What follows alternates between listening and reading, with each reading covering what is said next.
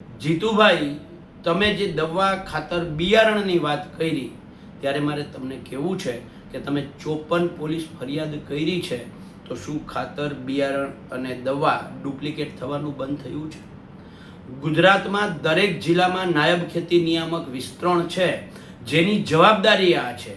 જીતુભાઈ, મને ક્યાંક ને ક્યાંક શંકા છે કે તમે કૃષિ મંત્રી બન્યા પછી આ નકલી દવા ખાતર બિયારણ વાળાએ તમારો હપ્તો બાંધ્યો નથી, એટલે આ હપ્તો બંધાવવા માટેની ધમકી તો ક્યાંક નથી ને?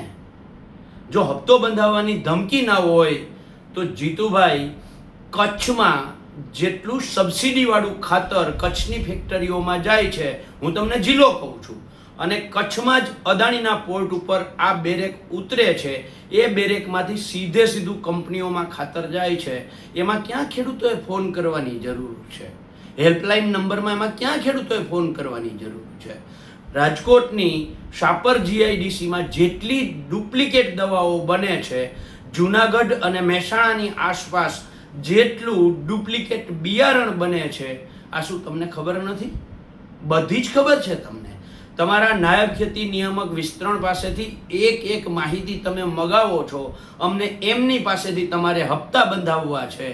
જો હપ્તા બંધાવવા ના હોય તો અંકલેશ્વર જીઆઈડીસીમાં જાઓ, રાજકોટ જીઆઈડીસીમાં જાઓ, જુનાગઢની આસપાસ ડુપ્લિકેટ બિયારણ બને છે ત્યાં જાઓ, મહેસાણાની આસપાસમાં જે ડુપ્લિકેટ બિયારણ બને છે ત્યાં જાઓ અને દરોડાઓ પાડો.